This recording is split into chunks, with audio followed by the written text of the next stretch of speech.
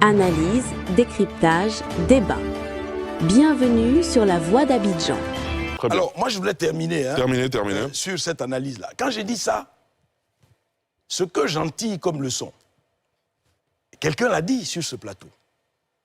On a le sentiment, quand on entend nos gouvernants, qu'il y a une Côte d'Ivoire imaginaire, dans l'esprit de ceux qui nous gouvernent, qui, elle, va bien, qui repose sur des chiffres mirobolants, pour laquelle ils s'auto-satisfont.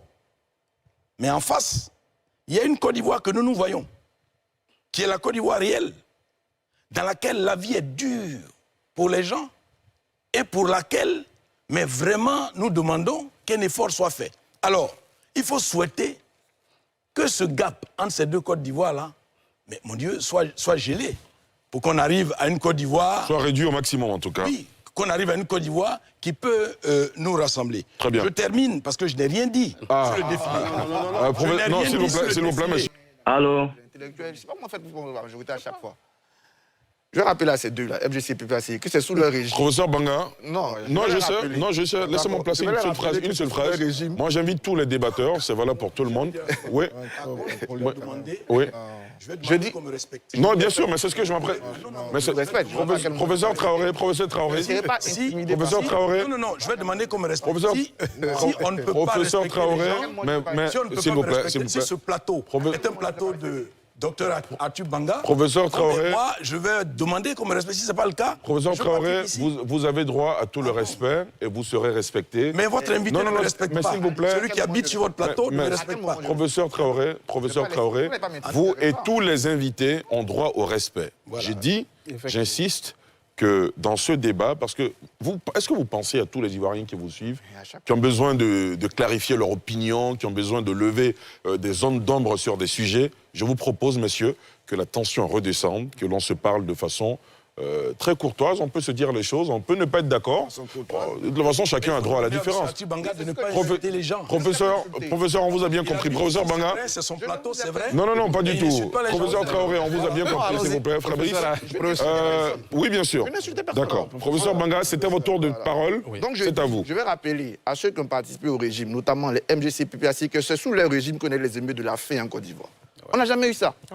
Je vous ai demandé combien d'écoles vous avez construites. Vous n'avez pas pu dire. Il y a le nombre d'universités, 0. Écoles, on ne sait pas. Donc arrêtez, quand vous avez passé tout ça là, à montrer vos échecs pendant 10 ans, que vous voulez donner la leçon, soyez un peu humble. On vous a vu ici, vous n'avez rien foutu. Là, il y a les ennemis de la faim. Les gens sont morts parce qu'ils avaient faim ici, en 2008. À Gesco. Voilà. Donc quand on finit ça là, on vient pas dire tout est noir, quand nous on a fait plus que noir ici. C'est dans ce pays on était là, c'est ce que je voulais dire. Et je répète que répéter un mensonge n'en fait pas une vérité. Et personne ici ne peut se dire qu'il y a la majorité. Donc à chaque fois, on dit qu'il y a la majorité, non, vous n'êtes pas la majorité. Sur le discours du président, il est revenu sur le capital humain. Il a vraiment insisté sur ce capital humain. Moi, un avocat qui méprise une décision de justice, parce qu'on est parti quand même, les choses qui sont faites à Djamé se sont faites dans les règles de l'art. Il y a une décision de justice qui a ordonné, et c'est au nom de cette décision de justice que la police a été réquisitionnée. Le décret de 95 qui encadre la loi, moi je suis très bien placé pour parler d'expropriation, c'est pourquoi je salue toutes les populations de Bio et des villages de V1 jusqu'au V6. Mon grand-père maternel a été chef du village du V5 à Bio. Ces villages qu'on appelle V ont été éliminés pour le barrage de Bio dans les années 80. On leur a promis maison, route, électricité. Ils n'ont rien eu. Ce n'est même pas 5 ans qu'ils ont eu l'électricité. C'est au nom de tout ça qu'on a évolué. C'est vrai que le président, dans son discours, rappelle les lois ivoiriennes sur l'expropriation. J'étais le premier ici à condamner les bidonvilles de Gesco, ici. Mais je ne peux pas condamner systématiquement quand il y a une décision de justice. Quand il y a un processus de négociation qui est fait depuis 2016. Mais au nom du capital humain, au nom de l'humain qui doit être au cœur de notre action, le DG de la Géroute ici et le président de la République ont répété qu'en dépit de cette décision de justice, on poursuit les négociations. On poursuit les négociations justement pour que le développement qu'on souhaite humain inclue toutes les parties de la Côte d'Ivoire. J'ai envie de ce défilé. Donc le défilé n'est pas folklorique. Vous avez vu, le défilé chez les militaires, il inspire quelque chose. Il inspire deux choses d'abord. La solidarité de la troupe et sa tenue. Et d'ailleurs, les gens s'amusent en comparant le défilé chinois au défilé ivoirien. Bon, chacun a son appréciation, je laisse. Mais le défilé, il est fondamental pour les militaires. Parler en ordre serré, c'est fondamental, c'est pas folklorique. Maintenant, le défilé a un rôle de dissuasion. Tous les défilés au monde, ils ont un rôle de dissuasion. C'est pour dire à tous ceux chaque matin, chaque midi, chaque soir qui partent de la Côte d'Ivoire, là, que on est là aussi. Ça, ce rôle-là. Tous les défilés au monde. Vous insultez, comment il s'appelle, le gars de Corée du Nord, là même. Kim Jong. Demain matin, il fait un défilé. Oui.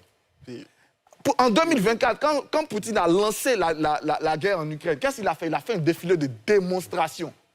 Un défilé a un rôle dissuasif. Si je suis dans un environnement où il y a une menace terroriste, où il y a de la piraterie, où il y a certains voisins qui chaque jour parlent de moi, il faut que je leur montre que je ne cherche rien, hein, mais si tu me cherches, tu vas me trouver. Et ça, ce rôle-là.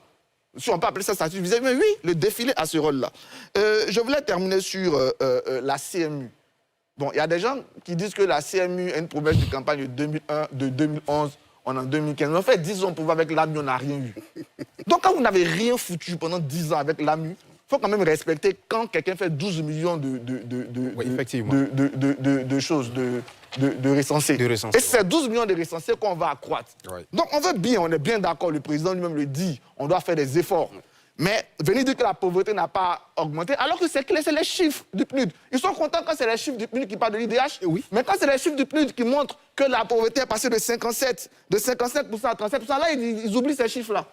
Non, ils sont sérieux. Il faut qu'on accepte les chiffres. Très bien. Voilà. Merci, professeur Banga. Oui. Alors, ça, c'est une colle que vous me mettez, messieurs. Mais s'il vous plaît, mais ce n'est pas à vous de choisir à quel moment vous parlez.